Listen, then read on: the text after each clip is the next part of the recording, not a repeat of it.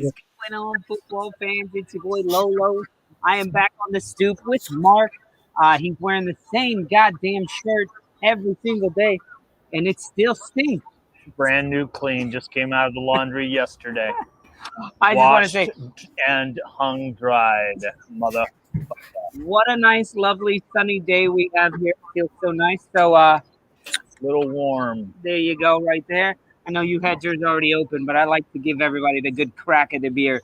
What's going on, Stoop Crew? Love to see that some of y'all are in the house already. Getting in early, Thomas Burnett and Rob Colton both talking about Pablo Hernandez and Gaetano Berardi. Big loss for Leeds United. But then Ian Smith popping in, and of course he's gotta slag Man United for losing to Villarreal. What a fantastic way to end that competition. See, because for Arsenal, that means we lost to the champions. We lost because we lost to the best You team. know who lost was the viewers. Because if Arsenal would have shown up and actually played and beat this team, the final may have been a little more entertaining. Nah, Arsenal Man United would have been crap. It just And, no, and this one wasn't? Look, Come on. Man United should have come out there and just gone at them, but Man United looked gassed from the get go. I wouldn't say from the get go, but by that first overtime session, Rashford and Greenwood, they were looking gassed. They were tired, and I think they could have used a little infusion of the bus. I think they missed the bus. Yeah. Hey, look out, Ian Smith.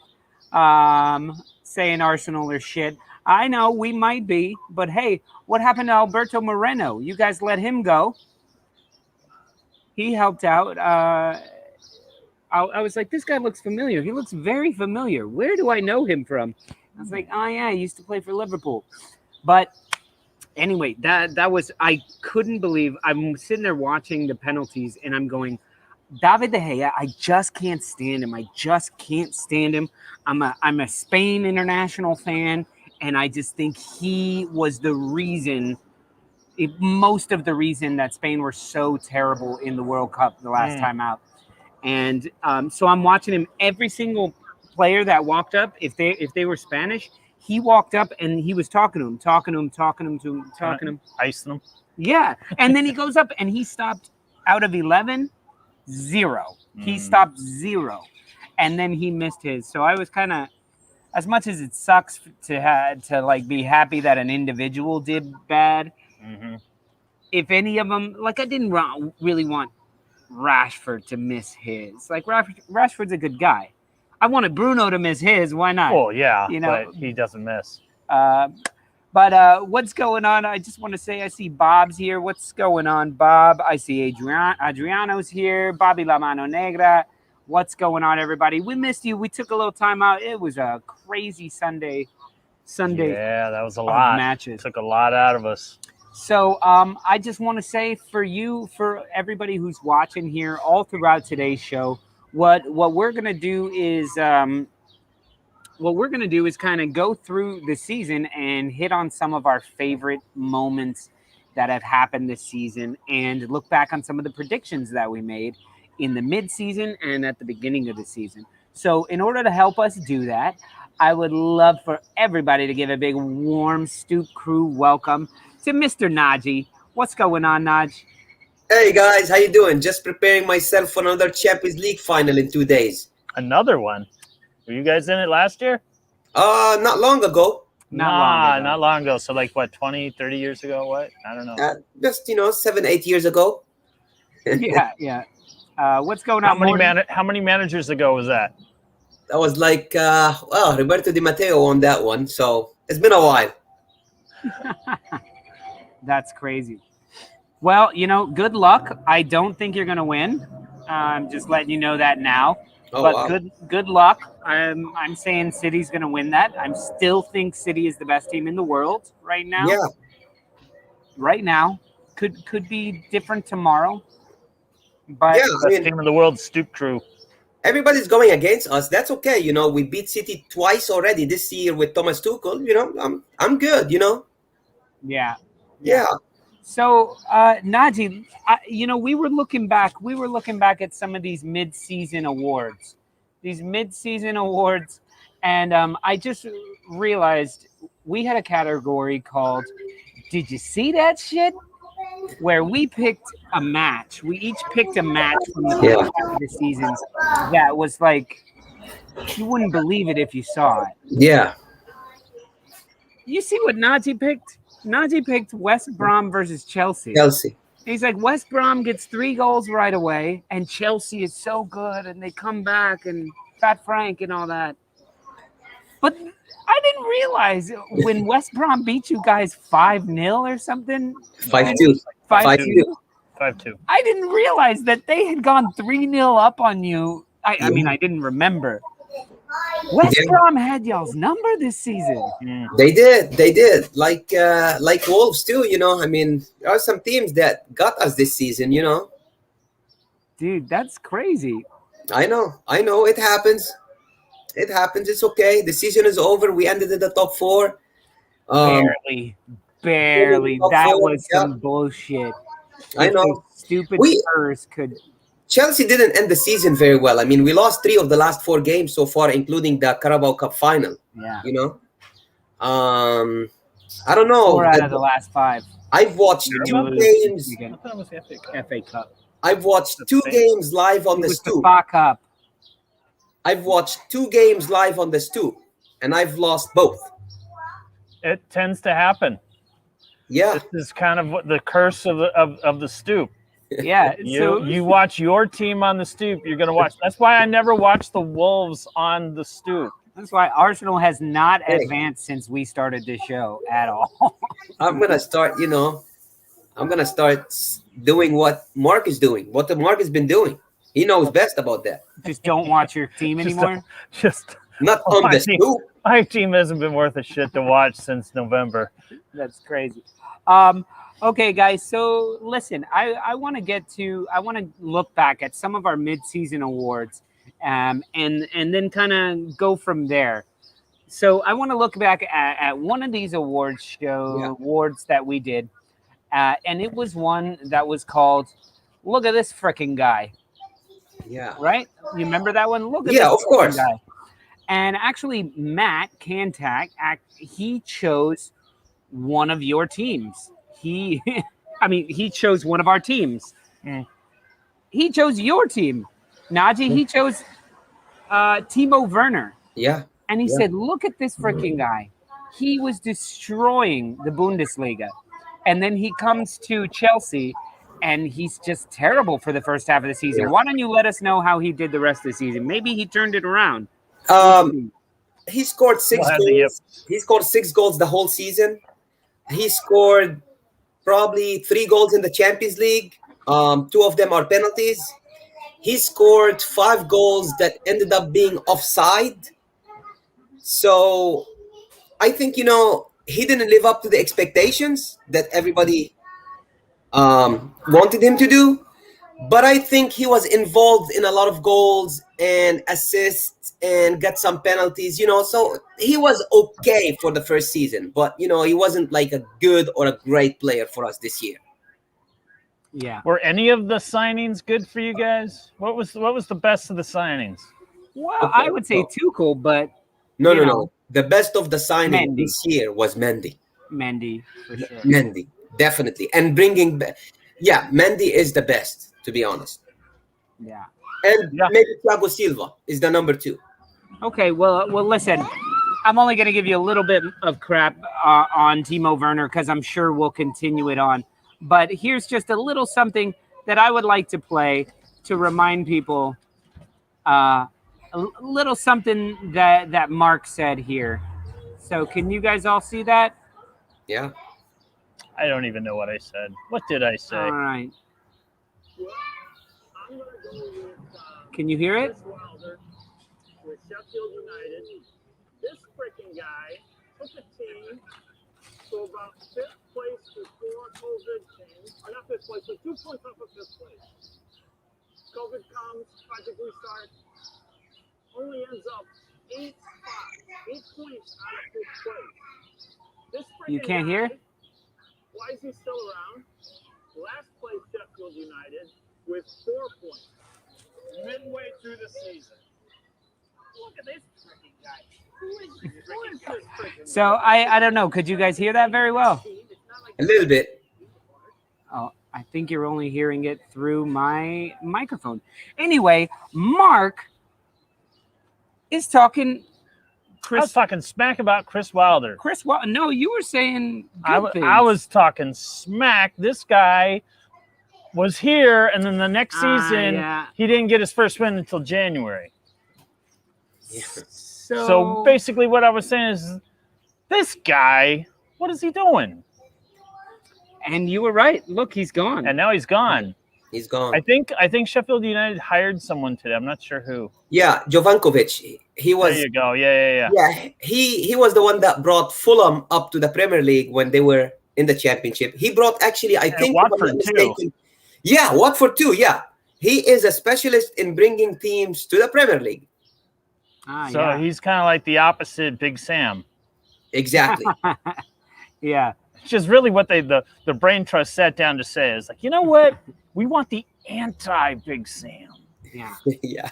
Well, you know, I guess you were right about that. Kantak was right about Timo Werner, about being bad as well. And then I went with the being good. I was like, look at this freaking guy.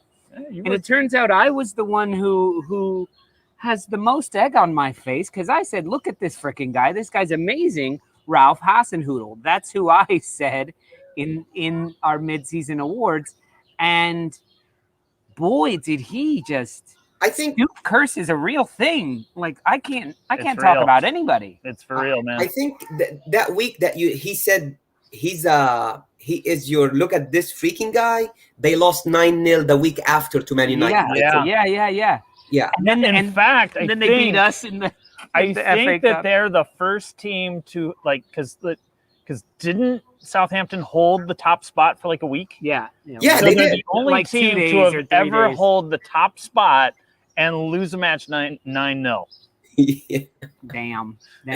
But well, do you guys remember what I said? Which are the many things that you've said this year? I picked up an Arsenal player. You actually picked Saka.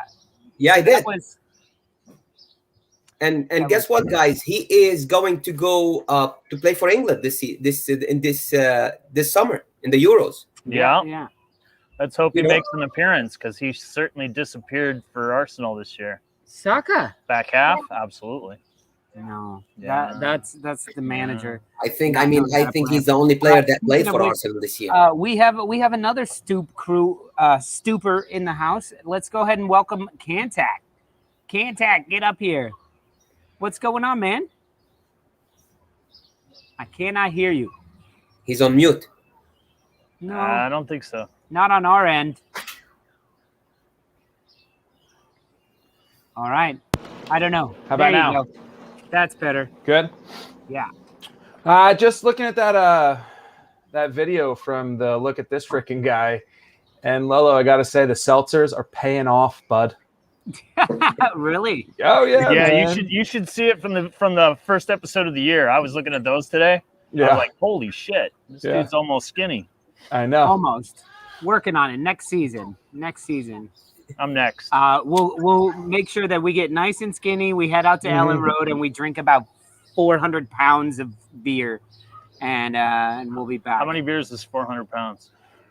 Are we talking money or See, that's weight? what I was wondering. See, 400 pounds of beer is easily, if it's money, that's easy to drink. I had thought weight for It's like some 9 reason. pounds a pint in London. I gotta disagree with Mark about Saka falling off. Yeah, me too. I don't. Yeah. I mean, he's still productive. The goals might not have been there, but like he was one of the few positive players. And I think Pepe sort of like outshone him with the goals in the last 5 games or so. Definitely. You know, but I wouldn't say he disappeared though. He was No. he was in the mix of things. And I think For sure. I think he got overworked and overplayed. He still is very, very, very young, and you saw like, and there was still even Arteta towards the end of the season would started him in 4 or 5 different positions. Yeah. So true. like, like I'm sorry, you want him to You want him to be scoring goals and assisting From left goals when he's back? playing right back, left back. Anyway, Well, if you're gonna make him look at this guy, this freaking guy, then he better score goals. Now, guys, a category that I really enjoyed last season during the midseason that I think we can each pick a new one for this half of the season.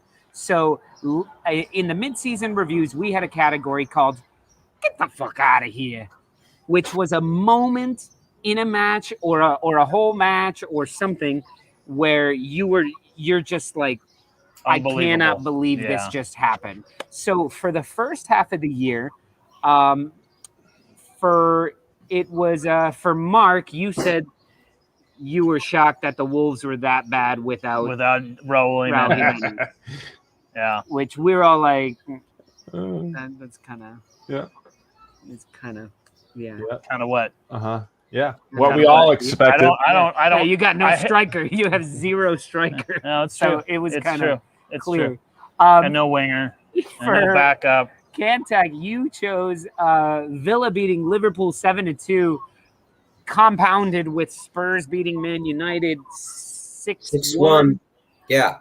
And so for you, Cantac, it was the get the fuck out of here. What kind of season are we gonna have, right? Yeah. For Najee, James, and I, it was a bit more specific to one moment. Yeah. So James's moment was we've all heard of the hand of God from Diego Maradona. Yeah. Well, this is the hand of the Lord, hand of Lord Bamford, the offside hand. Pass me the ball. Where he goes, pass me the ball. And he's offside by that, which I thought was an amazing moment. And then, Najee, you picked Man United getting the stoppage time penalty against. Get the fuck out of here. That's that may be the one. That's gotta be that might be the one. Because Brighton had just tied it up as well. Stoppage time. Well, the thing was that they all had walked off the pitch. Yeah. And they had to be called back on. It was like winning, it's like having winning the game-winning touchdown, but you got to kick that field goal. And it doesn't really matter. Yeah. But in this case, it did. Yeah, and then it gets blocked in return for 2 points, and that's how they lose, right? Like, that's kind of what it was.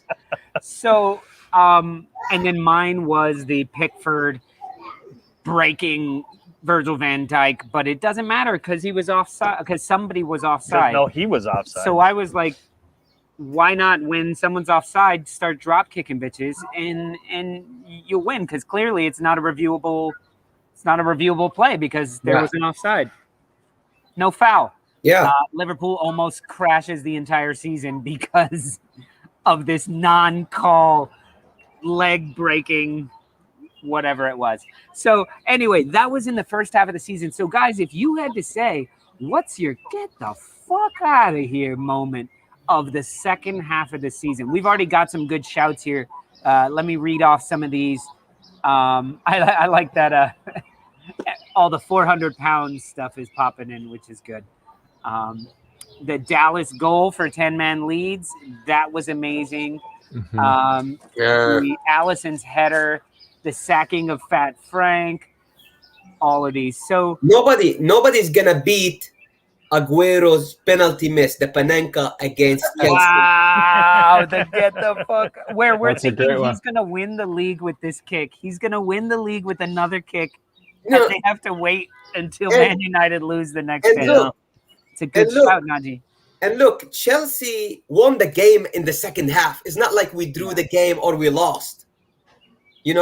We came back in the second half fighting and we beat Man City 2-1. Yeah. So that was the moment for me. Yeah. What about you, Cantac?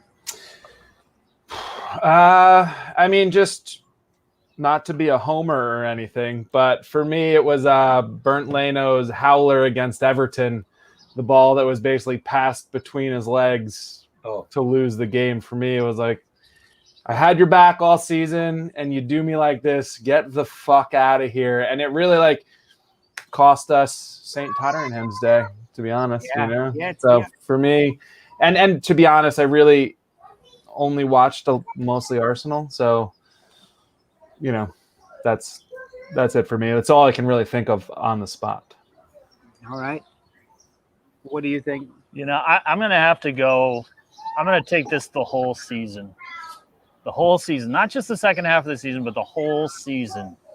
Because if you would have said to me, West Ham is going to go to Europe, I would be like, get the fuck out of here. What are you, high?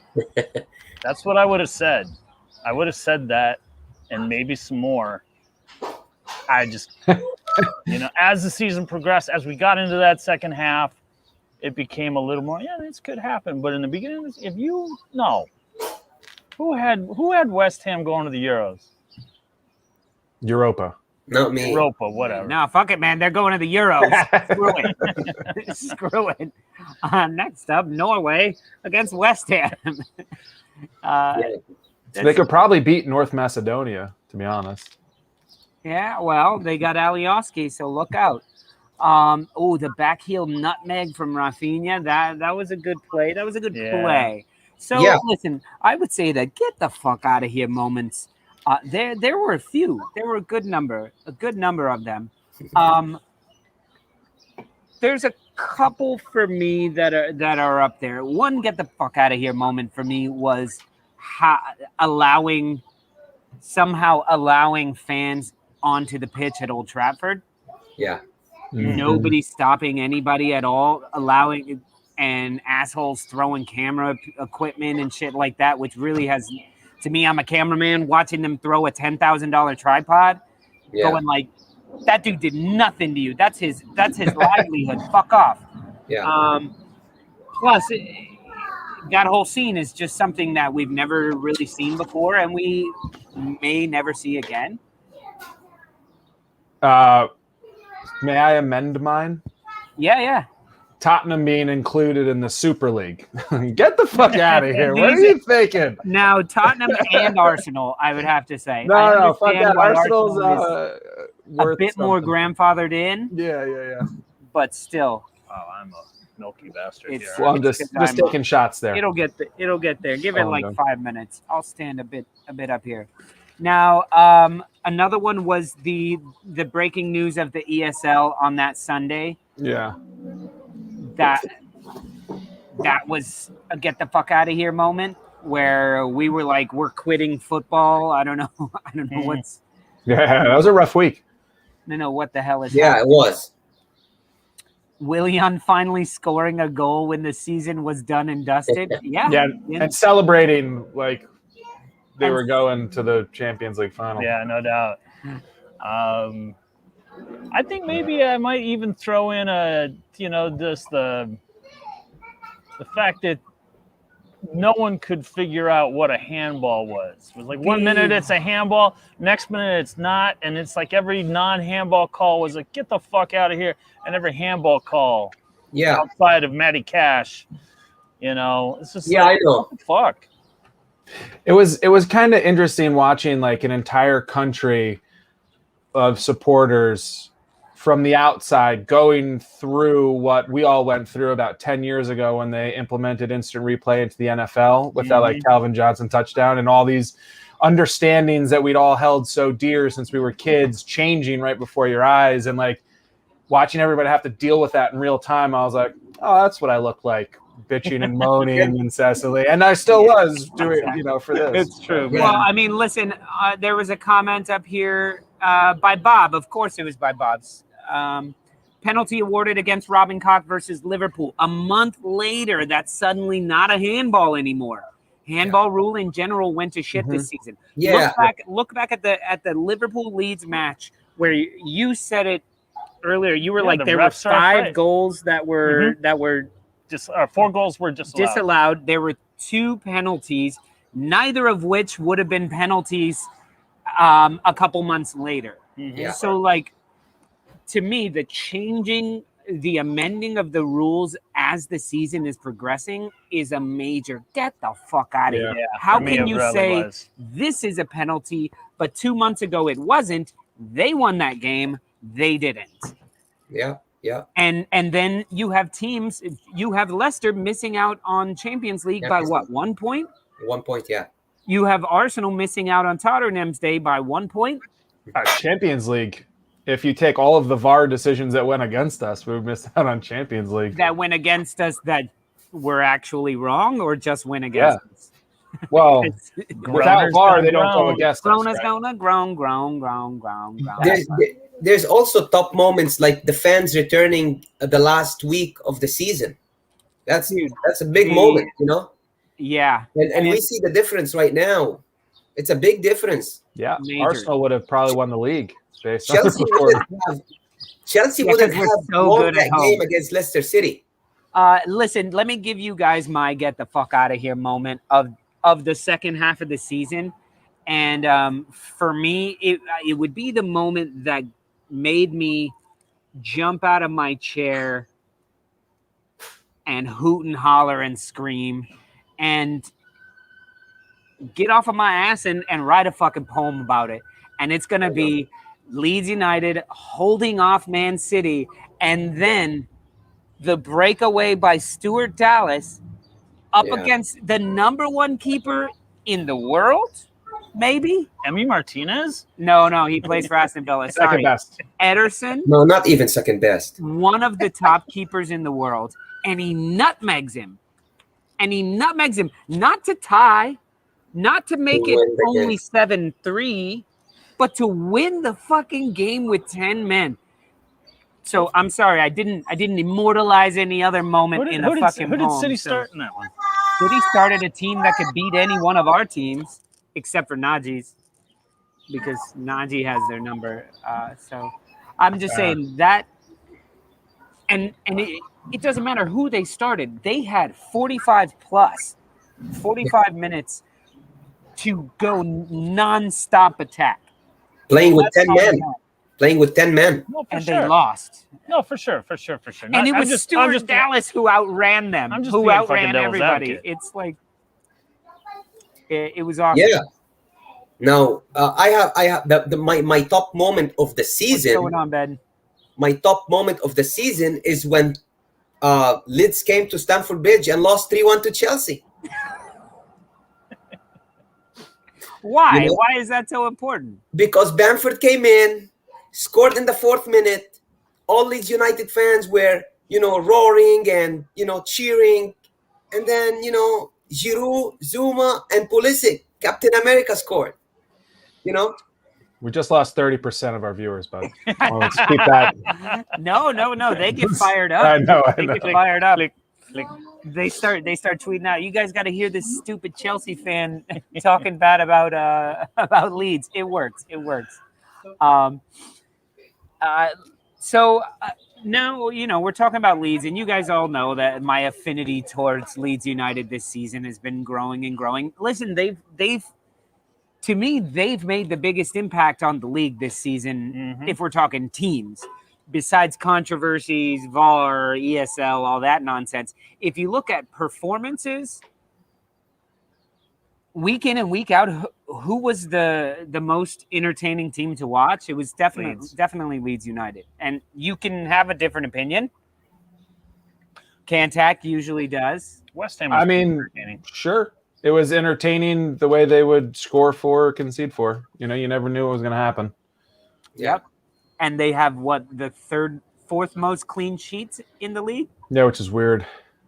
Yeah, it's just there. I mean, you want to talk about, people have said Arsenal are inconsistent, but man, the murder ball, you just don't know what you're going to get with these guys. But I mean, you do. That's the thing is you do. Don't. They're not going to do anything different. That's what they're going to do. Well, I just mean like the outcome of the game. You never know what's going to happen. Game, yeah. They're gonna beat City down 10 men, or Arsenal are going to dust them. They were unpredictable. I'll say. I think once they got healthy, they were playing pretty consistent. They definitely locked in. They've won their last 5 matches. I want to say. Same with Arsenal, I think. Well, let me ask you guys. So I would give Leeds United my most entertaining team of the league of the year. I mean, I would have to say City. Yeah, they were the most entertaining. Just the way they play and the way they dominate people. And week in, week out, it was, you know, De Bruyne goes out and Gundogan comes in and, you know, scores there was no stopping eight them. on the bounce, and they were just a machine.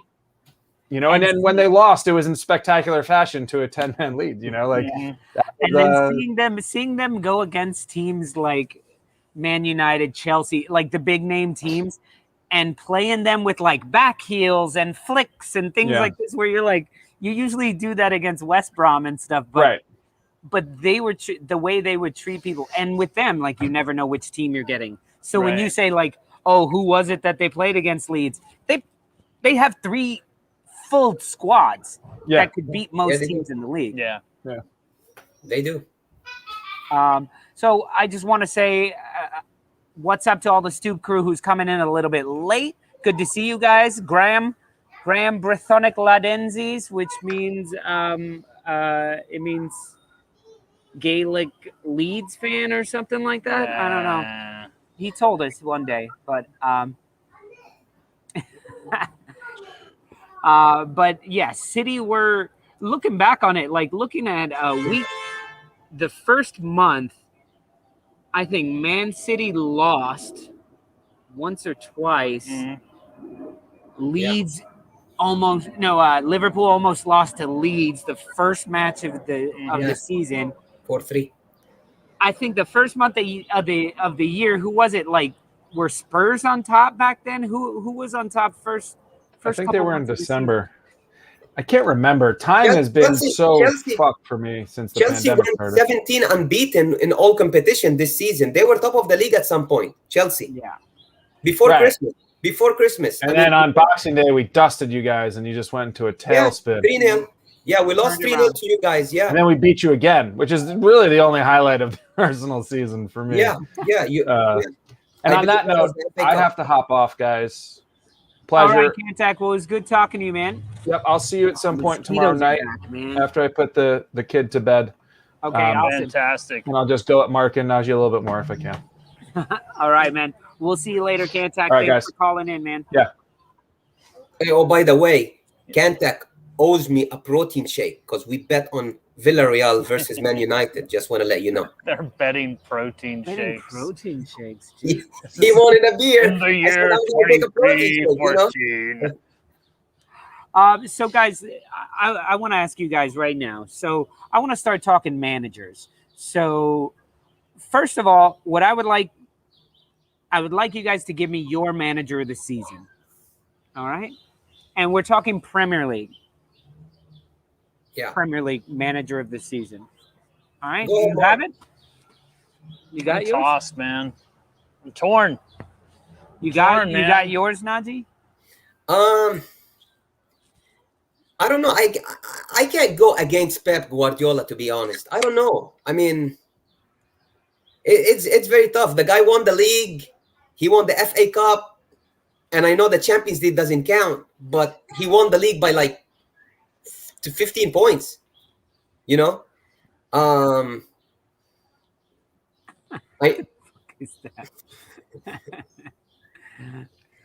That for me, I think Pep is manager of the season. Pep? Yeah. Yeah. I mean, you would say if they win the Champions League, then definitely, but I'm just talking Premier League. So, but they won the double already this year. Yeah. And for me, like, they had a bad season. They had a bad first half of the season, and then they still won it by 11 points or something. Look, Man City. If you look at the whole season, they just didn't win. Every game was like easy to win. They grinded some games. They were pragmatic in some games. They defended actually. Yeah. In some games, to win. Like usually Man City attack, but no, they scored and sat back a little bit, It was tough. It was tough this year, but I think I need to give credit to Pep this year, What happens at happy hour stays at happy hour, Ben Ireland. That's great, Ben.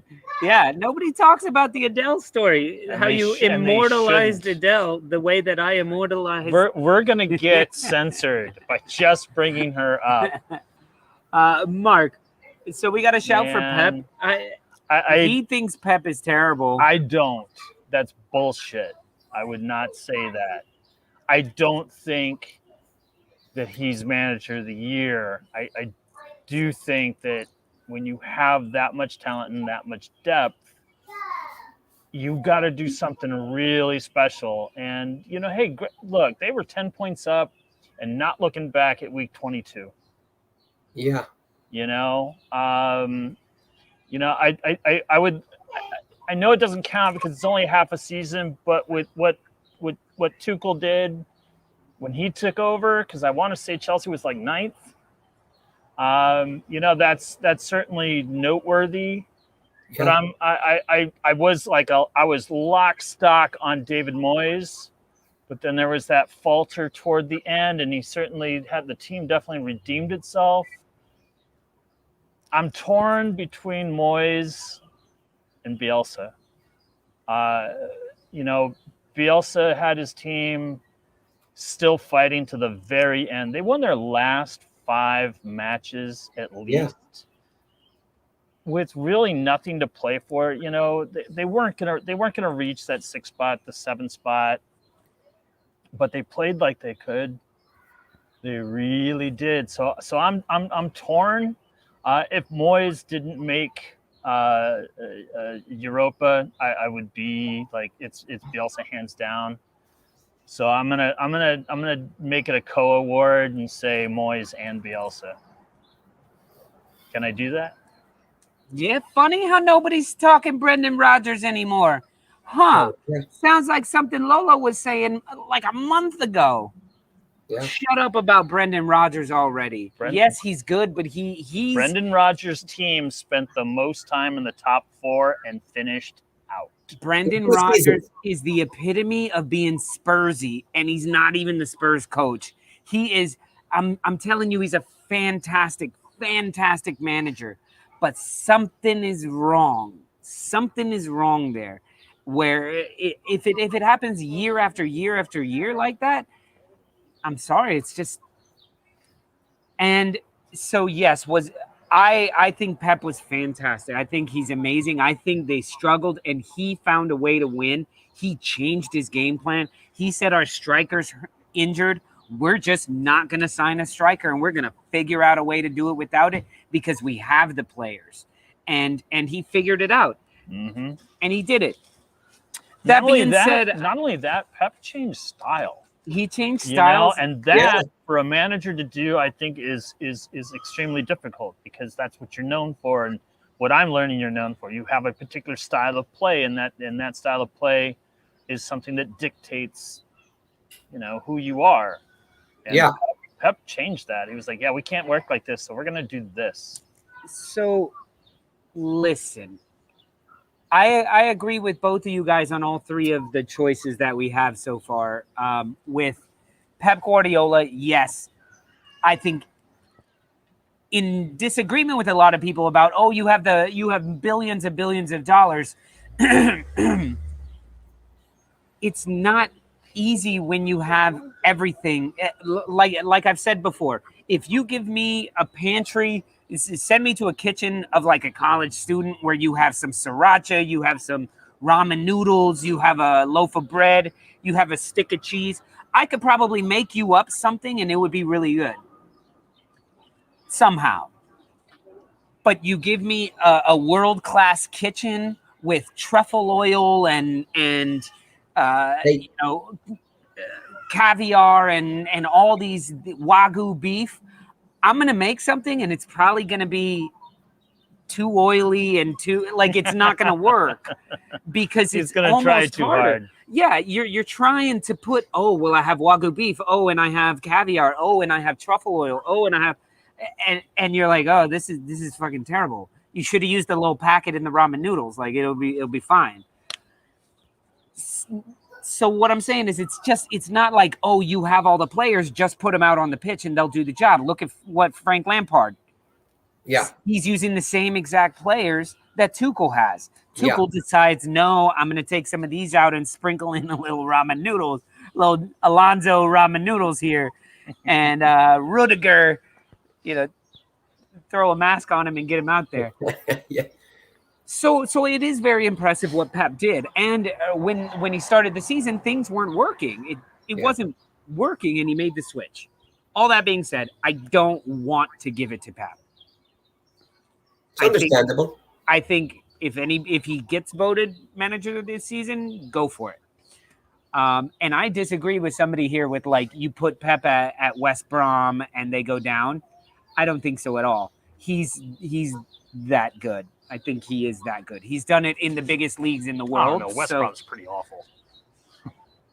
Yeah. That team's pretty awful. Look, if Big Sam had him for the whole season, they would have been 17th. They would have been just not relegated. So let's get to David Moyes and Bielsa.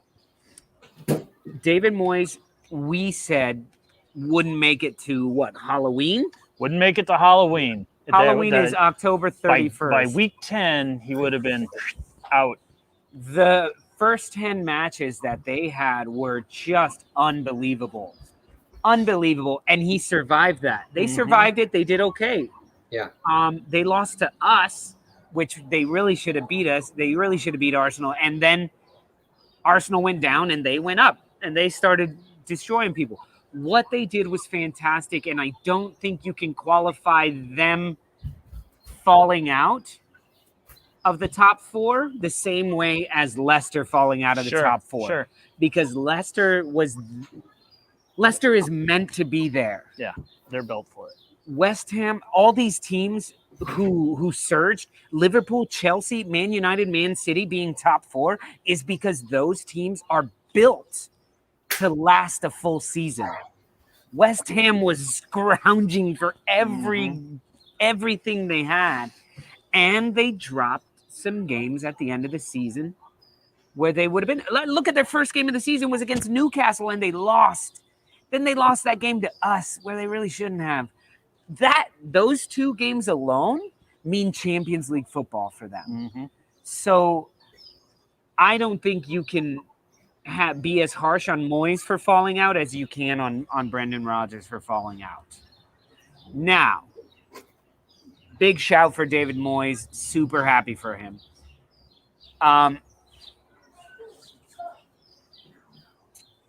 Yeah, runs with crows. There is something to be said about Klopp. About Jurgen Klopp. And I've said it. You said it as well. I said it. He did a similar thing to Pep where terrible run in the beginning. Nice. And let's stop a little bit with the Liverpool injuries, please, because they only had one or two players out. To be honest, it was Van Dijk. That's it. That was it, actually. His replacement, Gomez. They had players. Gomez. I mean, I'm sorry, but Gomez, I wouldn't take him at Chelsea. He won't be a starter for me at Chelsea. No, he's not a starter for Liverpool, but he was forced to, and he got injured the next game. Yeah, I mean, we need to stop a little bit because all the team had injuries all season, No.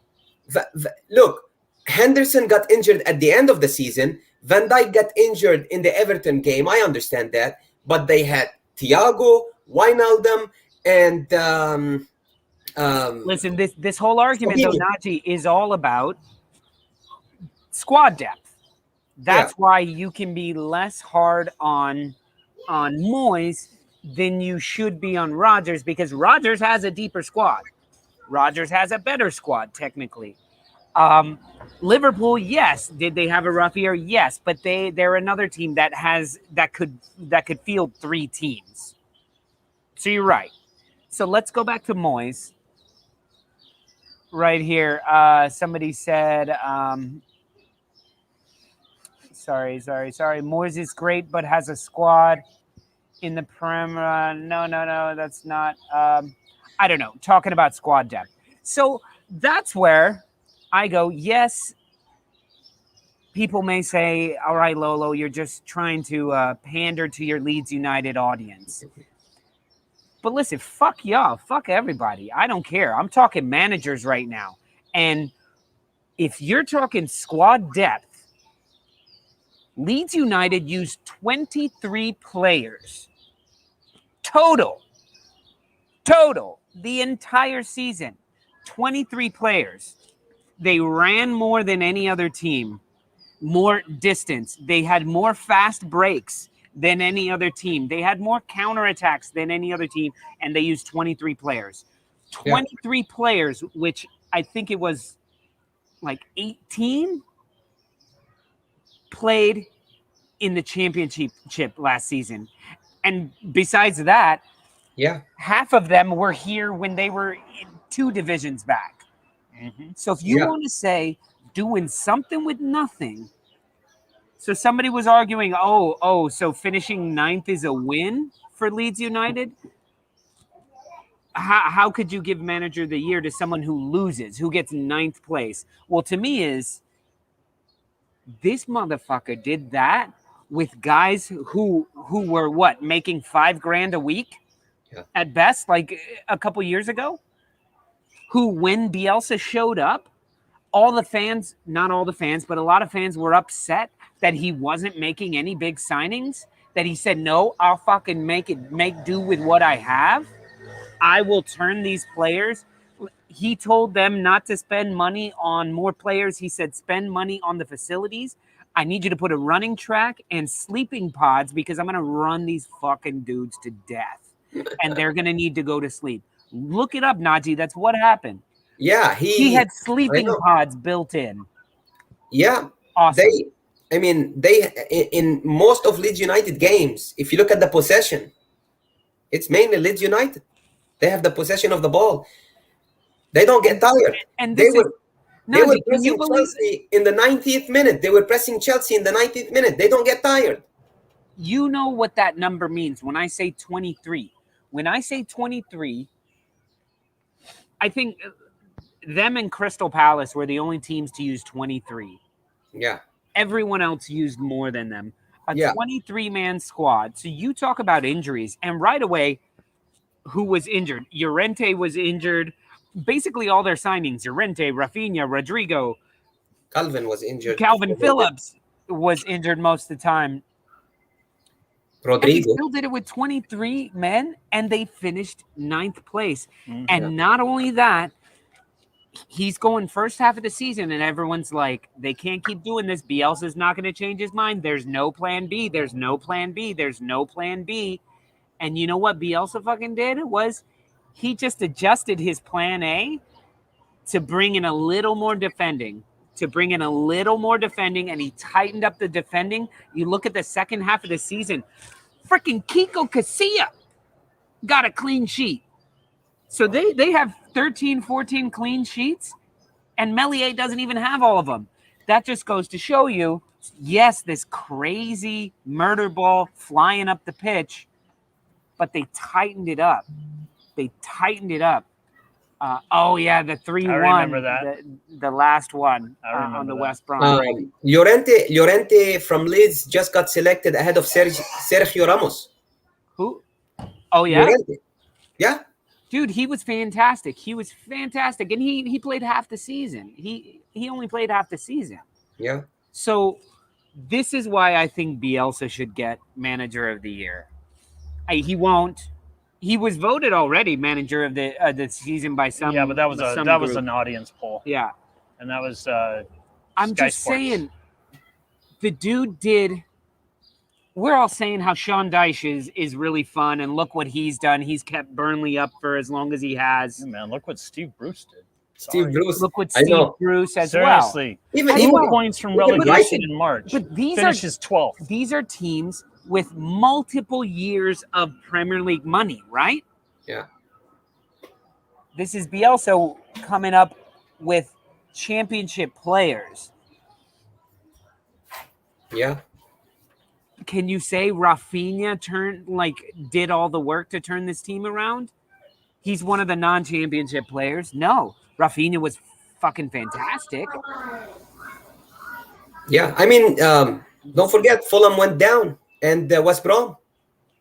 They were like that. Like they were. It's not easy to remain in the Premier League if you don't have Premier League quality players.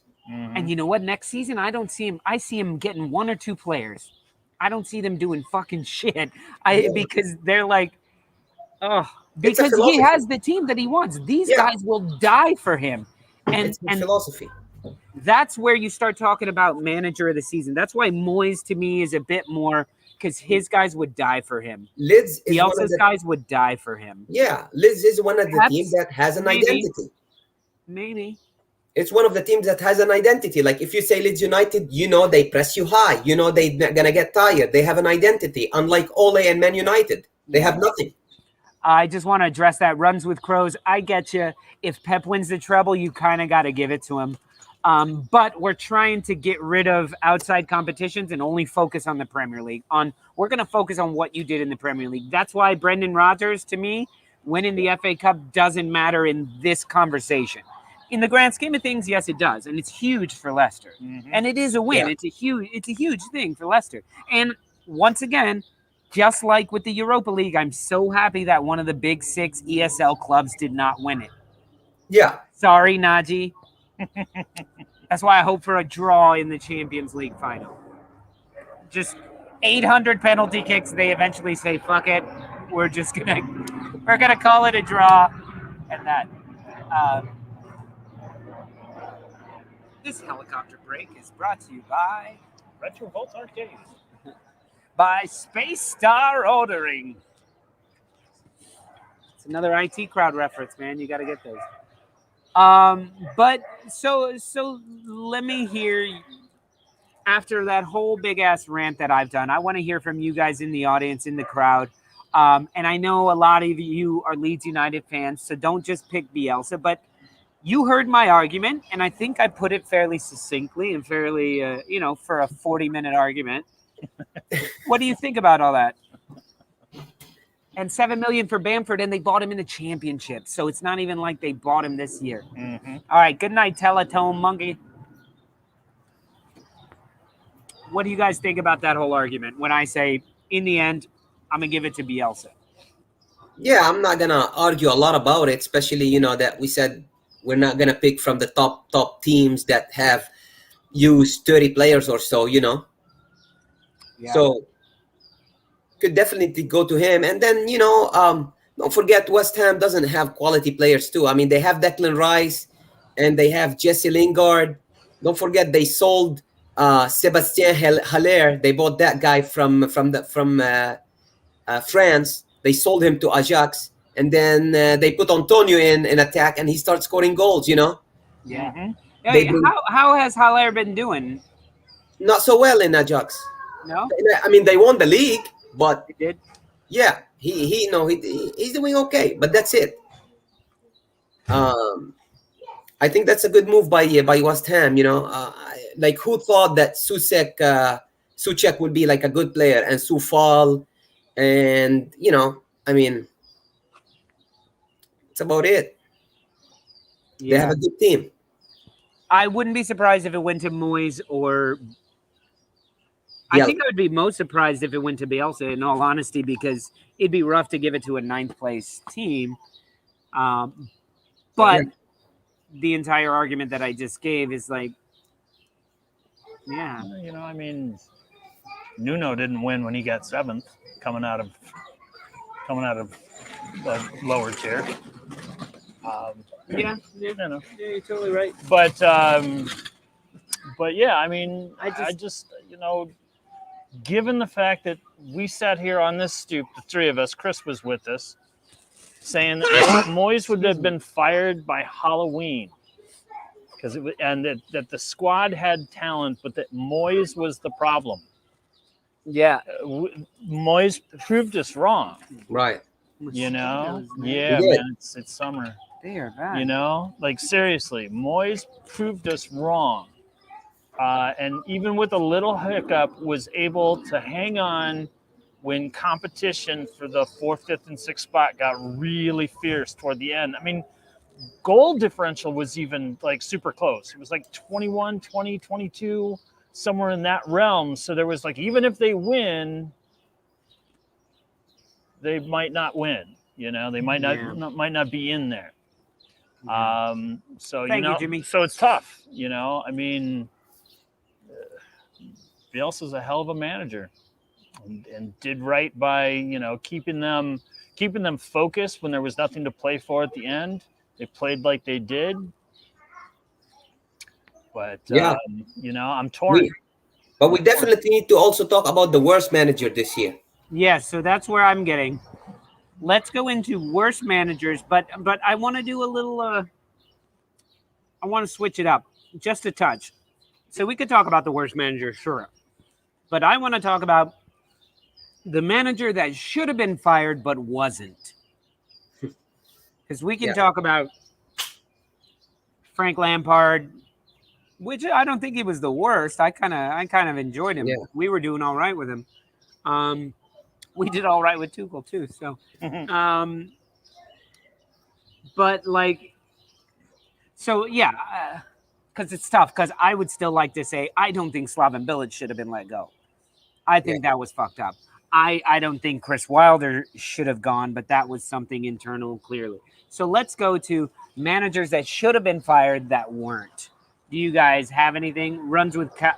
I see. It's runs with cows. I've been calling you runs with crows. I know. I didn't understand why you were like runs with crows has a good ring to it. I was like, yeah, that's your name. Why are you talking? I can't read. Okay. So let's see. Who is a manager that you think should have been fired at some point but was not? I really thought Arteta was going to be fired at the end of the season. Just with so much talent, they so underachieved. The kind of turmoil that he created for the team in the locker room, especially with that media leak and how he handled Ozil and kind of seemed like Socrates, whatever the fuck his name is pronounced. How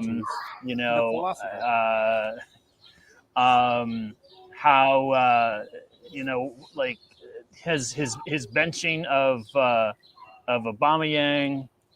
That's one thing I approved of. It didn't do anything. They lack discipline too. They lack complete discipline. How many red cards? How many red cards did Arsenal? And how many red cards cost them matches? David Luiz got two. David Luiz playing against Wolves gets a red card.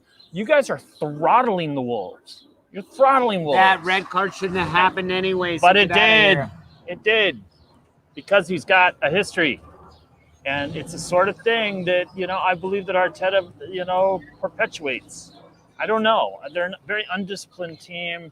There are times they were very disinterested. And I think that all goes back to the manager. And I really am surprised that Arteta still has a job, especially after losing the what was it, the FA Cup semifinal? No, Europa Cup. FA Cup to freaking Southampton. Yeah. No, I agree. That's a good one. I was about to say Tuchel the last few games of the season. Like we were losing. He's trying to get rid of Tuchel. Hold off until we fire Arteta, and then you can fire him, and then we'll take Tuchel gladly.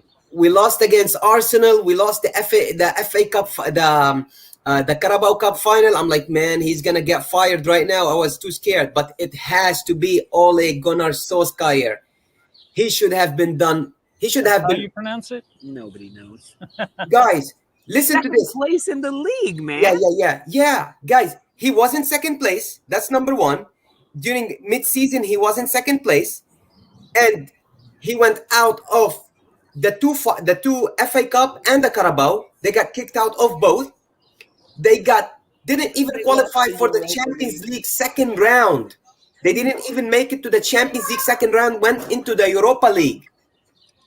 Okay, this guy got hired by Cardiff City in 2014.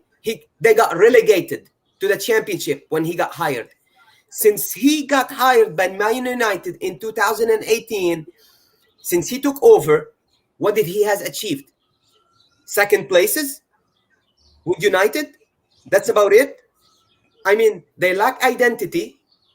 They start the game on the wrong foot. They don't know what they're doing. Are you pressing high? Are you playing slick passes? Are you a powerful team? Do you play with pace? What are you? They don't have an identity. And he got no experience. He don't have a resume. And he doesn't have a track record. He should have been fired. Yeah. You also don't have no trophies. You can't fire somebody getting you second place, man. This isn't Chelsea, Najee. He should have been fired. I agree that this season, every single team in the top, say, 6 should be furious that they didn't win the league, because this was the season that anyone could have fucking won it. Anyone could have won it. What is second place So for second Man place is United? nothing. Second place is first loser. I mean, they Clearly, went you out can't of the even win the Champions Europa League. League against a club from a city of 50,000 people. I mean, the one They you didn't guys make it to lost. the. Yeah, exactly. But we are terrible. We are fine with that right now. We're in a rebuilding decade. Yeah, I mean, we keep moving the goalposts for us. you know, You're going the wrong way. You like those backward passes that they don't have the right that's a manager shout, in man. place. That's a shout. We were saying Ollie out, Mourinho out, Lampard out, Arteta out earlier in the season. No, I don't think we ever said. I don't think we said Arteta out. I don't think we were saying all of them should be out. I never fully said Arteta out, and I've actually stated that Because you're emotional. he's not going anywhere. We had 4 on the chopping block at the beginning of the year. It was Oli, it was Jose, it was Lampard and Moyes. Guess what? Ole is not gonna get fired because he is a Man United man. He's gonna always talk good about Man United, and Arteta's gonna always talk good about Arsenal. Who gets fired? Conte. He wins you the league, gets fired the next year. Yeah. Maurizio Sarri wins you the Europa League with Chelsea, gets fired the next day. You know why? Because they are demanding coaches. They want the team to get better. Yeah. You know, and that's what it is. Yeah. I don't know. That's a good call. Good call, man. That's a tough call. I'm gonna be on Arteta and Ole all next season. You have to be. And listen, if you come to a big club, you know that's what it is. You know that's what it is. If you're down, like, who's the coach for Norwich? I like him a lot. Farka. The German coach, yeah. Yeah. I think he's cool. I think he's he's got a shot. But once again, you're managing Norwich. If you fail, if you go down, you'll probably still keep your job. You're talking finishing second and losing your job. So you realize being a manager of a big club means a lot more. Yeah. So that brings me to my choice. So my choice of Premier League manager that probably should have been fired but wasn't.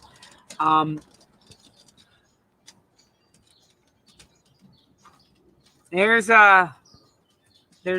3 guys I'm thinking right now. And I'm not going to make any Lolo, Spani, and Najee. Yeah, us three. You should have fired us all.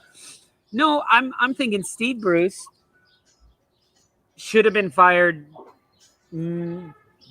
February, because they didn't start turning it around until a month ago. Really, they were like right there in relegation. Half of us picked them to go down. Yeah, I did. I did for sure. They turned it around the last moment, and if it wasn't for other teams being so bad, they would have still been in contention. But they ended up being like 15 points clear. But what I'm saying is, they were bad. Yeah. The other is, I love the guy. I love his press conferences and everything. But Sean Dyche, well, he talks like this, and he's like, we're going to go for a pint with him. I'll go for a pint with him, guys. We love each other. But, dude, yes, you've got Burnley doing interesting stuff. Yes, Burnley is a tough team to face. But it doesn't matter that you leave a Burnley match with bruises, but also 3 points. It doesn't matter that Burnley is in a fight with everyone they play. Yeah. But then loses. Like, you got to win half of those or something. Just kick it long to Chris Wood and see what happens. Kick it long to Chris Wood. Look, Chris Wood has like 3 or 4 seasons in a row with 10 plus goals. I know. Good for him. but no one else on the team has anything. That's because Burnley won't spend. And yes, Sam Sorin, Dyche I has think you're done totally more right. with less. Sean Dyche has done more with less than any other manager. But it's and gotta, that's the absolute truth. That's why I don't want to fire him. But something's got to give. And I agree with Sorin there. If Dyche goes, Burnley goes down. Absolutely. But they're floundering. And the same goes with the third manager that I'm missing. I honestly think Burnley's goal is to just stay up. That's they put it on the board. Forever. Just stay up, boys. Yeah. But Burnley, they have staying up since 1925. They have two of the best central defenders. And Adriano has nailed it with my last one. My last one is Graham Potter. The guy can dress, He wears his mattress, his coat that looks like a mattress or a duvet or something. Potter has really impressed me this year, though. It's it's a super tailored blazer, but it has the lines like a comfort. You mean Scott Parker? Scott Parker. No. Scott Parker's the one that wears that. He's the best dressed in the Premier League. Yes, right. Look, Potter is with Brighton. That's what I'm saying. Potter, sorry. I forgot. You're totally right. Look at you knowing shit. And in the beginning of our season, in our prediction show, I said my knowledge would be better.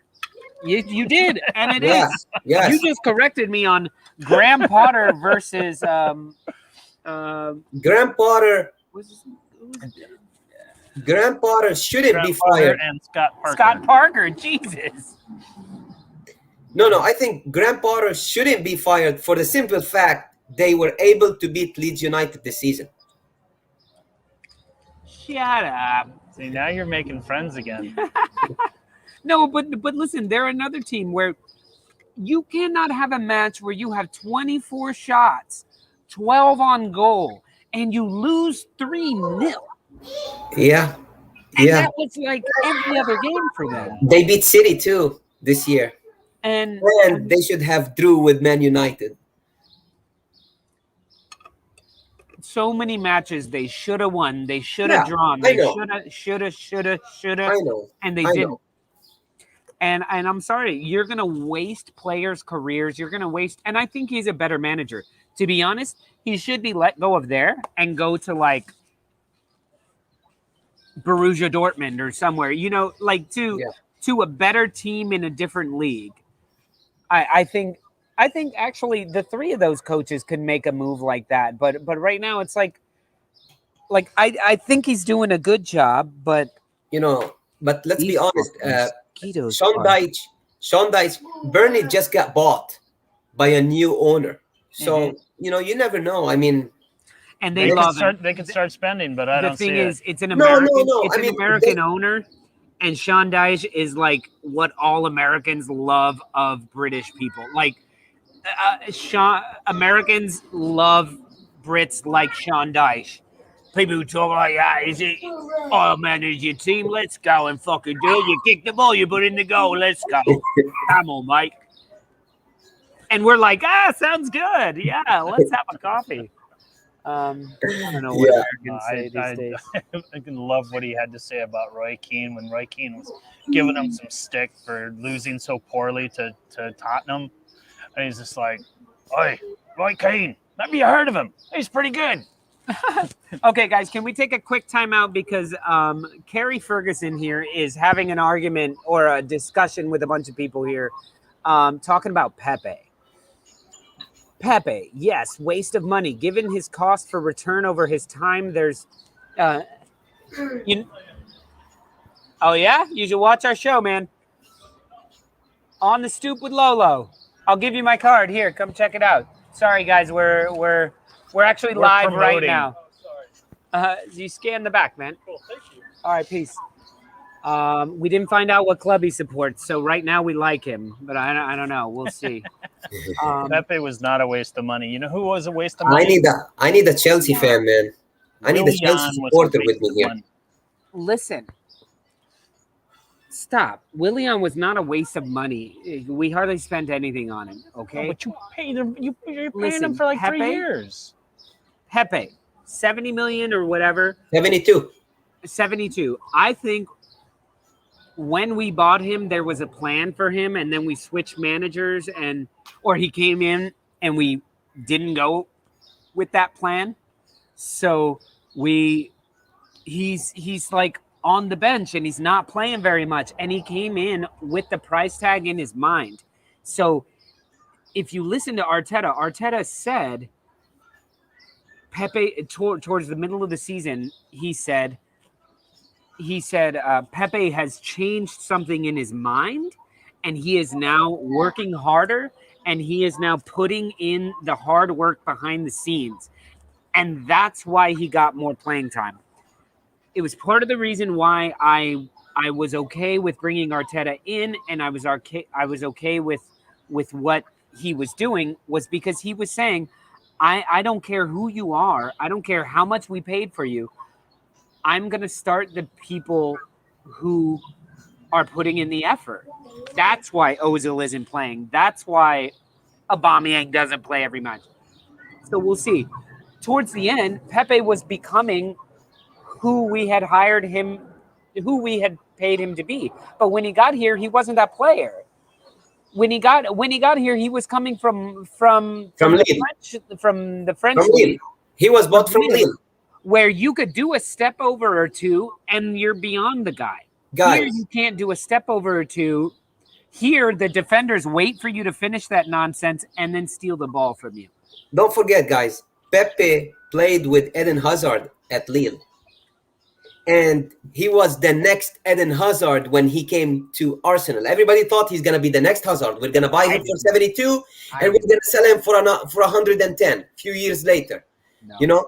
But this year, he was lazy. He lacks discipline. He got a red card in one of the game. And Arteta, as soon as this red card was over, he put him back into the game. That was Arteta's fault. He played him 3 days later in the Europa League. Where is the discipline? Where is the punishment for that player who lost the game? You know? So I agree with you guys. Not worth 72 million. Not worth 72 million. That was a poor decision, but that was made during Unai Emery's time, where Unai Emery, I don't think, had much to do with that, but it was a moment of, fuck, what do we do? What do we do? What do we do? What do we do? And I think they jumped at it when we really didn't have a plan for it. But listen, with the way Pepe is playing now, and he's playing more like a Premier League player, he's playing less like some random ass dude from another league coming in and trying to impress. And that's what he was doing. He was trying to impress the entire time. So I think Pepe could possibly become the $72 million player next season. But he's going to have to play every match, and we're going to have a plan for him. But let me ask you, who was the bigger waste of money? Pepe or Pogba? Because Pogba was 100 and something million. And what has he done? No, I mean, Pogba. Yeah, I don't know. For right now, it is Pepe. Right now. Not for me. I'm sorry. You paid 100 and some odd million, and then you played Pogba, start him in a final, and he does shit. I know. I mean, he won. What has Pogba done this season? Yeah, what's Pogba done since he arrived? He had some issues. He had some attitude issues earlier on, and there was wondering how long he was going to stick around. But I think Pogba was better in the second half of the season. He was better. $180 $180 million. Look, I don't know about the price. You're comparing Pogba. But the same thing with Pepe. Pepe had an attitude problem too, and couldn't find a place. But he figured it out as well. They're both very, very similar. They're just, I don't know where these figures Pogba, you can't trust Pogba. That's the thing too. You can't trust Pogba. He only plays for the national team when he goes back. He's happy. Dude, everybody's happy. It's unbelievable. Yeah. He's like the anti-Messi. They're both now listen, Carrie. Yes, I believe I would say they've both kind of been a waste, except that I think Pepe is coming into form. I think Pepe is starting to come in, but you can't really compare it. We can't say, would you rather have Pepe or Rafinha? I'd rather have Rafinha, clearly, because Rafinha puts in the work from day one. And he has just as many skills, if not more, than Pepe. Yeah, Well, you have to Pepe's give him one only more got season. 120 million. Thank you. You have to give him one more season. One more season. I'm okay with that, you know? A season of playing. Yeah. 'Cause last season, he didn't fucking play. I This know. season, he's been in and out and in and out and in and out. Yeah. No, I agree. So, okay, guys, let's get off of Pepe. Justin Cross, my man here, who was at Ellen Road. By the way, Thank you, brother. Just to keep all of our Leeds United fans a little bit happy. John, can we roll that beautiful footage of the marching on together?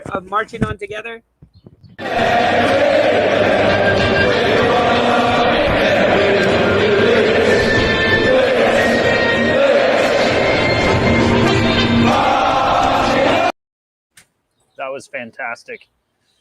I lost my Lolo. Yeah, Justin, thank you for doing that. And you and your mom. It wasn't him. No, Justin went to the game. Justin went to the game.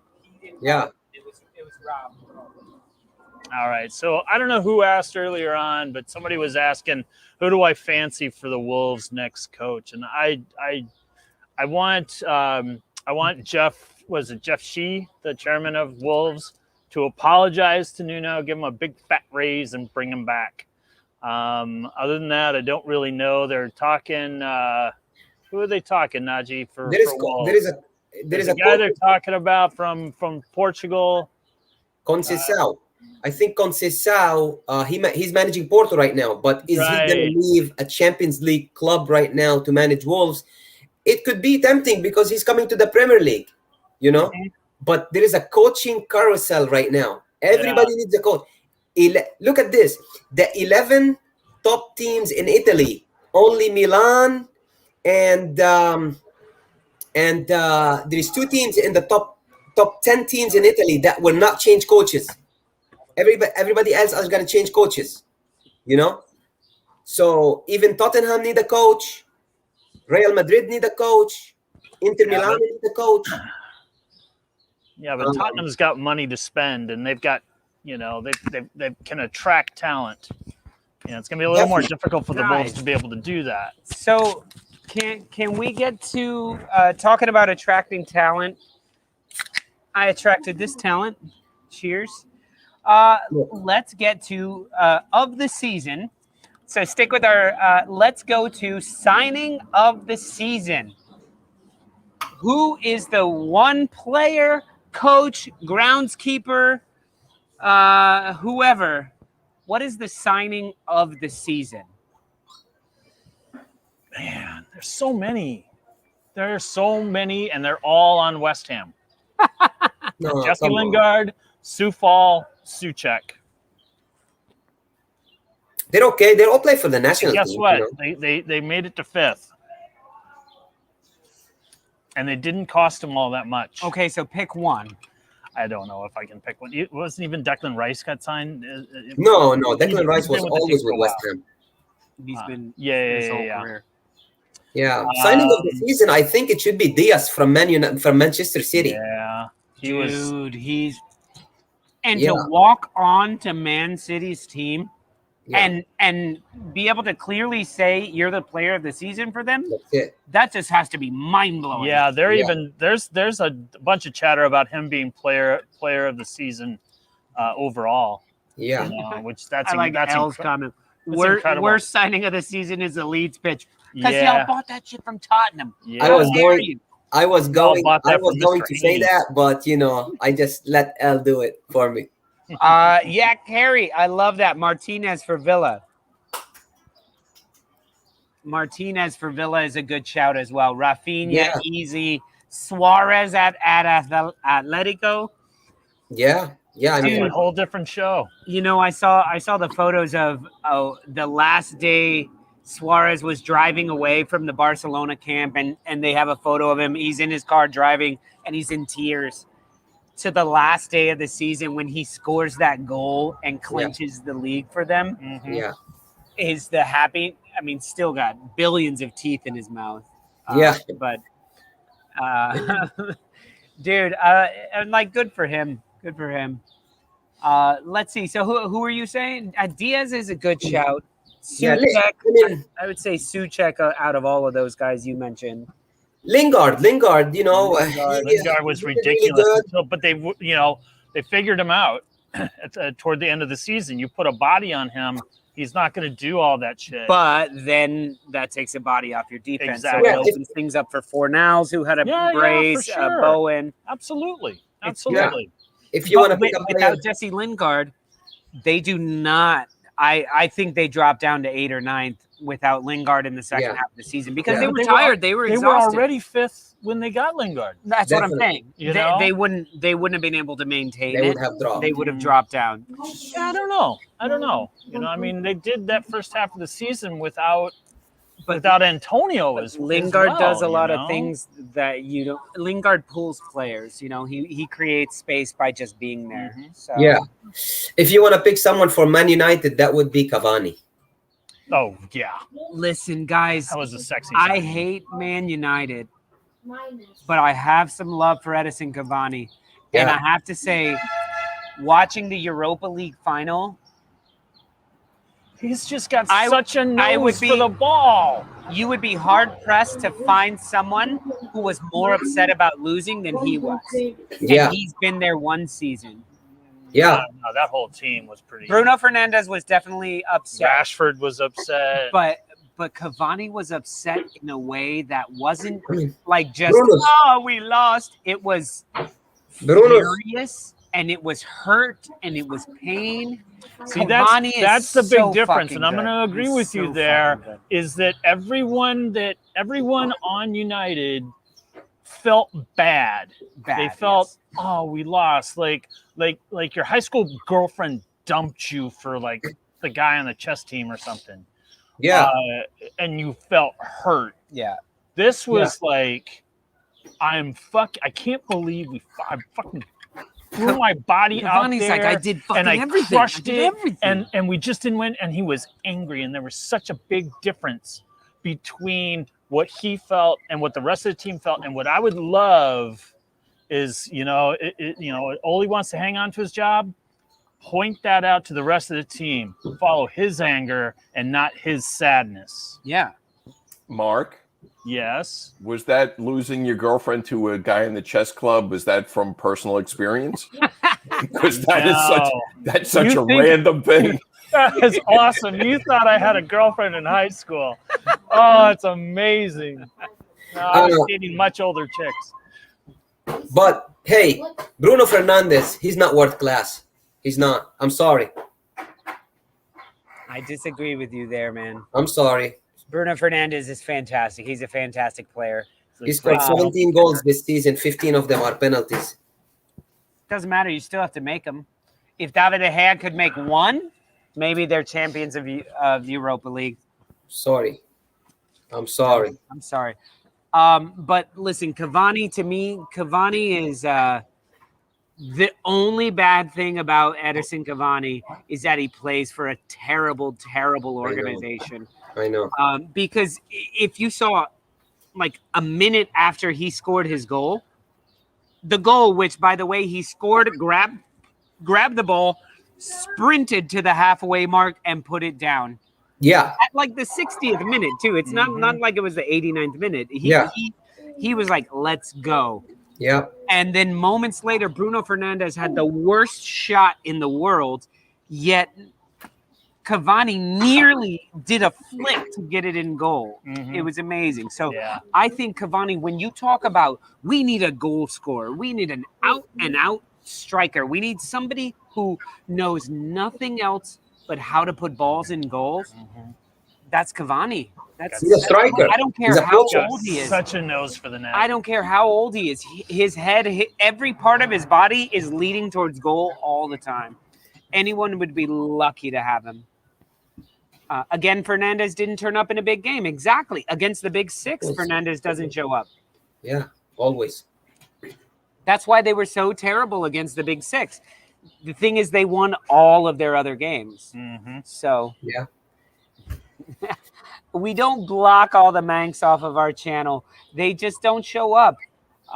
We have one Jazz who shows up and talks, but every time he does a show, Man United loses the next like 3 weeks. No. There isn't They even any don't Chelsea lose. fans They neither. get destroyed like 6-1 and like 5-0. You know, the 2 times we've had him on the show. Probably Lil Nagy is the only Chelsea fan here with me. Lil Nagy is the only Chelsea fan with me here on the show. Yeah. Well, how much is in the pot for the Leeds shirt? I think we ended at like we had like $60 in for the Leeds shirt, which we saw online that we could get 2 for $1.25. The issue is shipping. What really kills us is the shipping. So we're saving up for that. Listen, Leeds United fans, I meant to tell you guys this way earlier in the show, but I love that you guys are still here with us. Next week, we're going to be doing a postseason review that is all Leeds United. So we're just going to give it to you guys, and we're just going to fucking do it. Next week, all Leeds United. If you want Mark and I to be in Leeds United kits, what are we at? We're at $65, I think, of our budget. I'd have to ask our treasurer. So we will order the kits today. Am I invited? Of course you're invited, man. Oh. We need an enemy. But next week, you guys let us know. We're trying to figure out what day would be best. Would this day and time, Thursday, 5 o'clock? That's 10 o'clock in the UK. Does this work for everybody? We're trying to work with Bob. Bob is over there, over in California. We're working on like 10 different time zones. So will happy hour carry over? Yes, it will, Jimmy. Absolutely. Just for you, man. Absolutely. And look, Bobby says we need a heel, Najee. They need to have you there. They need the bad guy. So Adriano, if we order them, we got to get the whites. We got to get the whites. The only other shout would be the maroon because I mentioned it in the poem, but we'll see. So, but in the fund, we've got about $65 in the fund. So we're going to carry that over. We may just order some shirts. You may just see one or both of us wearing one of those kits next week. Now, to get Najee in one, that may cost a little bit more money. That's going to be a bet for next season. Yeah. Unless Leeds United beat us next season. But listen, I have been shopping on them, and you know which ones look good? I like those old school polos with like the line down. Yeah, from the 70s. Yeah, from the 70s. So let me know, all you Leeds United fan, what's your favorite kit that you guys have? I like the Strongbow ones too. Yeah, my neighbor said he has one. Those are dope. A white and maroon. Dude, we only have $60, I told you. and one torso. One of them is $90. So look at that, Najee. They love you, man. They love you. It's white. The white ones are 50% off. We'll have to look into it. We'll look into it. We'll make something happen, We're not just talkers here on the we're talkers here on the We are. We're big talkers. And we're shit talkers. Yeah. But we're stand-up talkers. Yeah. And if we say we're going to do something, we're going to do it. Exactly, Al. And so we're going to get Najee, we're going to get Lolo in white. And if you're lucky, maybe we get Najee in maroon. Who knows? Maybe I get one of those sporting collars. Retro. Yeah, the collar ones. Retro on your ass. Fantastic. Oh, well, don't forget, guys, tomorrow we're doing happy hour, 7 p.m. You won't be there. I'm actually traveling. So hey, if y'all can put a little thought and not necessarily prayers, but goodwill to my father-in-law. He's he's home from the hospital. He's been in hospital since March, which is why my lady and I were going to go travel to see him. But he broke his pelvis skiing back in March. Oh, wow. He forked a tree and broke his pelvis in 2 spots, and he's not too happy about it. But I do remind him, I was like, at your age, he's 74 years old. Wow. I remind him at his age, he could have broke his pelvis getting out of his truck or slipped in the tub. But instead, he was racing down some Young Hills double diamond ski resort. I don't ski, so I don't really know. But recovery is moving along. So we're gonna, now that he's home, we're gonna make sure that the house is Brian proof. His name's Brian. It's gonna be Brian proof. There'll be I'm sure they're gonna put me to work. Move that, set up that. I'll be installing handrails all week, and I'll be when I get back to New York, I'll be a union guy. Look at this, Mark. You've got prayer hands. We love you guys. Best Thank of you. I luck, appreciate Mark, it. with your father-in-law. Give I him our love. appreciate it. Best wishes to your father-in-law, Mark. Prayer hands and that stuff. Get well soon. How's the tree? That's a good question. I am sure, but the thing is that here it is. It's he's in month 3 of the recovery, and he's like trying to plan dates to go play golf. And I was just like, let's just work on walking. Yeah. Let's work on walking. And he's also like telling his ski, he re-upped his membership for his ski club. He thinks he's going to be skiing next year. I love his attitude.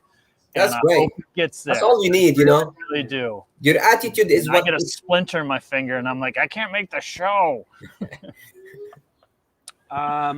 So guys, we've hit the 90-minute mark. Sorin says if no one heard him hit the tree. I know. If no one heard him hit the tree, did it really happen? Oh, the crazy thing is that when he did come to, he was a little bit deep off the trail and he used his actual skis as legs, and he drug himself out to the course and was able to flag somebody down, and they had a helicopter come in and take him out. What you got there, John? 30 pounds. Wow. Dropped. All right. Well, I guess we got to get it. What's 30 pounds in American? That's like $50. $80,000. Well, listen, guys, we're at the 90-minute mark, and so I just want to talk about Joe Thomas. Thank you so much, man. 10 pounds. Fantastic, man. I loved it when Lolo gave the bloke the yellow card. Goodwill to your father-in-law, bro. Here's some beer money. Thank you so much, Thomas. Thank you very much. Really that means the world to us, man. And that's kind of what I was just going to get into, is saying, look, we've hit the 90-minute mark, and we've been talking about the season, but something that I want to talk about for our season, something that's just been mind-blowing to me, and is everything I could have ever asked for and more, is the response from you guys, from our Stoop crew, from the memberships that we have, from the subscriptions we have, from all of you guys that constantly watch the shows, and you guys talk to each other, and seeing the way you guys interact. Like, I can't believe we're already done with the season. Mm-hmm. I feel like we just went 5 days or so without talking to you guys. I know. And it's our first complete season. It's our first complete season. And this was amazing that we were able to do week 1 through week 38 and a few shows in between, talking about this, that, and the other thing. It's amazing. It's absolutely amazing. And is there a game tonight? No, not tonight. No, there's not. God damn it! What am I gonna do? I'm gonna have to talk to my wife. Yeah.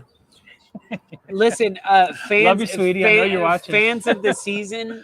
You guys are my fans of the season. You guys are my most valuable players of the season. Because listen, in all honesty, we would have stopped doing this already if it wasn't for the reaction from people like Bobby Two Stoops, Ben AZ. The Liga MX finals are tonight. But Ben over in Arizona, Mike Mr. Pickles, Tom. Mr. Tom, Jimmy, Mike Ireland, all these people. Arcade Retrovolt. Bob at Arcade. Retrovolt Arcade. For real, guys, without you guys, like, in all honesty, we probably would have stopped. but you guys keep us going every week. We're always thinking, well, shit, Bob needs us. The guy who posted saying that he's getting Recovery brain from the hospital. surgery, recovering from a brain tumor. Anders, Paul if you're listening, Anders, your words were fucking off the chart, man. Guys, we can't believe. And we're just going to get better and better and stronger, and the crew is going to get bigger and bigger, and we are going to roll 10,000 deep at the end of next season. Thank you so much, Kerry Ferguson. You just joined, so I'm assuming you joined on Patreon then, because it didn't pop up here, but that's awesome as well. You can join on Patreon. You can join on here. You can hit the little emoji button or the money button, whatever you want. Keep us going, but guys, it's the support of you guys that keeps us doing this. And I really, how much did the crew grow this season? Jimmy, we started this season with 138 subscribers. Yep. Do you understand that? 138. Yep. And that's why it was like, we were wondering if is this worth doing? We have almost that many members, which is people that choose to pay money. People like you guys who choose, you don't have to, you choose to pay money. Mark and I were talking about it, and we're like, you know what? We're here in quarantine. Fuck it. Let's go for it. Let's do it. Let's keep ourselves sane, and maybe we'll keep somebody else sane. Yeah, exactly. And, we started the season, end of last season, started the season 138. 138. 3,000 plus right now. Yeah. We decided to do the goddamn who the hell are Leeds United? Who the hell video. are Leeds United? Are we gonna do it again with the? I think we should. I think who the hell are Barnsley or Barnsley or Swan City? If Swansea goes up, we're gonna have to do the same thing. Maybe we can attract. It's not gonna be nearly as fierce as you Leeds fans, but who knows? Who knows? Yeah, nobody's as we fierce got as a those lot Leeds of. We got a lot of things. We got a lot of things planned for the coming season, and I am raring. And there you go. This is Leeds United. This is Leeds United as a counter to our first video of right. Who the hell are Leeds United? This is Leeds United. Who the hell Leeds United is. Absolutely. Absolutely. But guys, join us tomorrow night for happy hour. Listen, Mark's not going to be there. I'm going to need a little help. I'm going to be doing happy hour on my own. I need to get some of these guys to call in and deal with me. So if any of you guys want to call into happy hour, I'll be throwing out the number there. But Naji as well was a huge addition to the studio. Yeah. Huge addition. He was emailing us, begging us to be on the show, and we're like, I know. Nah, man, we're too good for you. I was dying. I was dying to be on the show. I remember. Wait a minute. I remember way more than we do about anything. I remember I sent the email to Lolo and he didn't reply to me after he got back to me after 3 weeks, and I'm like, I told my wife, I don't think he's interested, but I'm so happy to be on the show. I'm so happy to complete that second season now. And I want to thank all the people that watches us and support us. That's great. Yeah, and it's gonna only get better from here. That's it. And as long as we've got Mr. Director in the booth, I think that's our biggest shout out right there, man. Biggest beer shout out is to Director John. When people are like, how is your show so much better than mine? I'm like, this guy. This guy is how our show is better, because we have a Leeds fan at the helm. Naji gave me $10 to come on the show.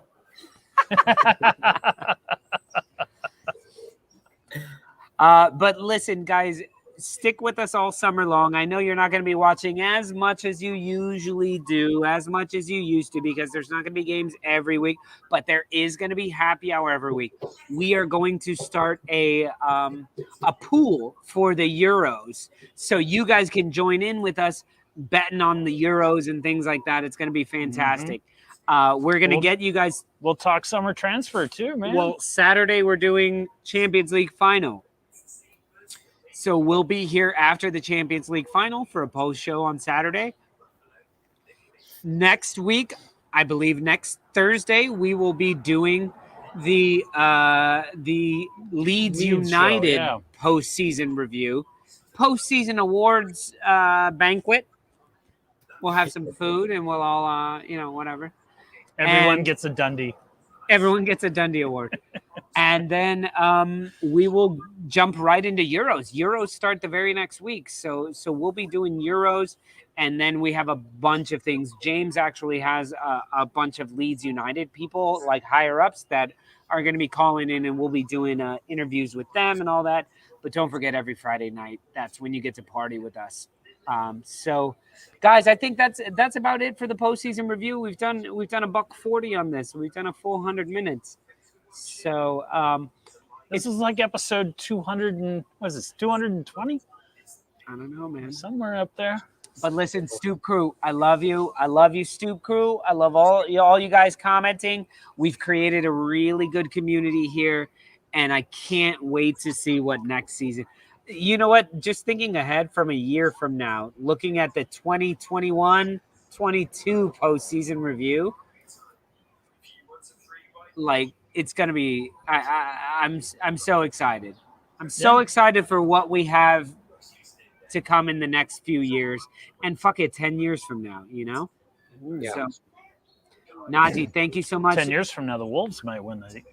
10 years from now, the Wolves might be back in the Premier League. We're not going down. Yeah, we'll see about that. Cheers to all you guys. Cheers, cheers, cheers. We love you guys. Najee, thank you so much. See you guys. Take care. Great show. Peace out, John. We love you guys. Peace from Brooklyn.